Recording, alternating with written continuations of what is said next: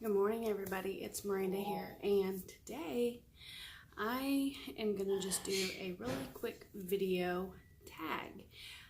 This tag was from Keto for Deb, and she asked two questions. She asked, number one, what is a fond memory you have? And number two, what is on your bucket list? So I'm going to tell you what is on my bucket list first. All right, so on my bucket list, one of them I'm currently doing, and that is to renovate this house that we're living in. It was built in 1900, and it's in a small town.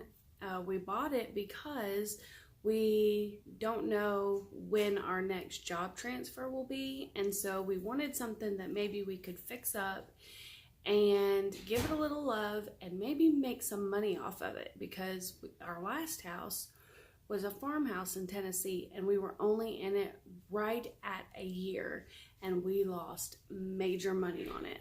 So that is one reason that we decided to buy an older house, or I did. I wanted to know that I could do it.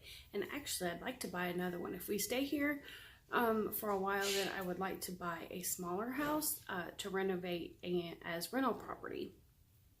So that is on my bucket list. I ask him all the time. There's like this little house in Norfolk, which is about 22 miles from us, and it sits on the corner and it is in some bad shape, and I ask him all the time if we can have it, and he tells me no because it's condemned.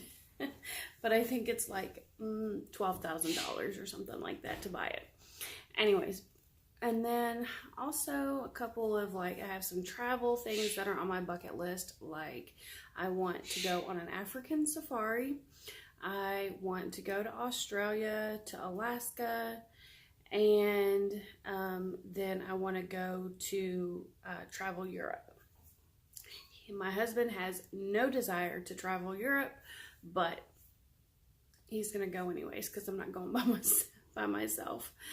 Let's see, what else is on my bucket list? Pretty much, when it comes to family bucket list, I just want my 3 boys to grow up and, be productive citizens in this world. And I think they're on their way to doing that. Alrighty. So those are just a couple things that are on my bucket list to do. Then a fond memory. So when I think of a fond memory, I think of my childhood, when every summer my grandparents would take all 4 of their grandchildren. There were 3 of us girls and 1 boy all summer long. And we would take a trip. We would get season passes to Opryland theme park. So if you were back in the 80s, 90s area and you had been to Opryland theme park, let me know. That's actually where I met my husband as well. So we would go there all summer long. We would usually take a trip, usually something educational, like we would either go to Gatlinburg or we would go to Huntsville. We've been there. We had gone there a couple of times. And then mainly we would just play and go hang out. My grandmother never worked a job outside the house, really. She was a minister's wife. So my granddaddy would be gone a lot, visiting people. And, we would get to go and, hang out with him at the church sometimes and that kind of thing. But pretty much we, just hung out with my grandmother, and we would bake stuff and all the, those things that you think a grandmother should do with you. And I kind of had both spectrums of grandmothers. I had her, who was just like every person, I aspire to be her. When my grandchild comes, she is the model person that I want to be like. And actually, we called her Noni, and that is actually what's going to be my name as well when the baby comes in June. Then we would, you know, pretty much just, she was, you know, that baking grandmother. And, you know, her friends would say, you know, why do you want to do that? Like, you have raised your kids. Why would you want to spend all summer with a bunch of kids? And she just pretty much, you know, told me one day, she said, I just answered because I want to. That's what I like to do. And I can't remember one time she decided that she was going to go on a Redbird mission. And I think she was going to be gone a week maybe. And she left us with my granddaddy. Now keep in mind, my granddaddy does not know how to cook. He did not know how to clean anything. He'd never been to a grocery store. I think I was maybe around 12 or 13 maybe. I mean, he could take care of us, you know.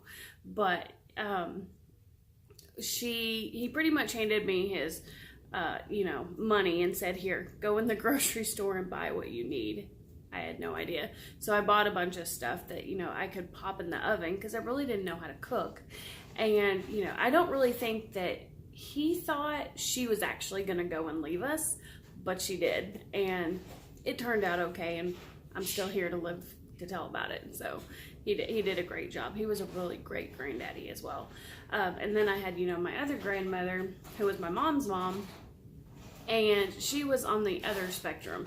She was she worked, and she was actually a psychiatric nurse. And she was pretty rough around the edges. But then again, you know, like, we wanted to be around her. Like, you know, she would bake with us and play cards and that kind of thing. But she was just a little bit more of, you know, not that warm, nurturing grandmother that, you know, I had from my dad's mom. So anyway, so those are my two things. My two fond memories are just, you know, just hanging out with her and being able to know what a grandmother is supposed to act like in my mind. Like, I didn't know any different. And my mother was kind of like that before she died. She was all about her grandkids. My father, on the other hand, he's a really good granddad, but, you know, it's not the go and, you know, if they wanted to go and spend the night there when they were little, they could, but, you know, just to me, like, I didn't know there was really anything different than what she showed us. And then, you know, or my other grandmother, like, I didn't know there was a medium like my parents are, or my dad. And then, like, my husband's dad, we don't live anywhere near their other grandparents, my kids' other grandparents. They all live in New York, and they come to visit, or we will go there. And they're also, you know, if we were close, they would also be very hands-on. But we just don't have any grandparents here. We don't have anybody here. We have no family here in Nebraska. All right, so for this tag, I'm going to do the same two questions. I'm going to ask you what's on your bucket list, and I also want to know what your fondest childhood memory is. And the person that I'm going to tag in this video is Misty with Misty Morning. All right. I did hit 100 subscribers. I actually have 101. So at the end of the week, I'm going to start that giveaway. So make sure, if you're not subscribed yet and you're seeing this channel, please hit that subscribe button, the notification bell, and down in the description, go ahead and hit the link for Instagram. All right, it's snowing here and it's cold and windy, and I don't want to go to work, but I gotta. I hope y'all have a wonderful day, and we'll see you tomorrow.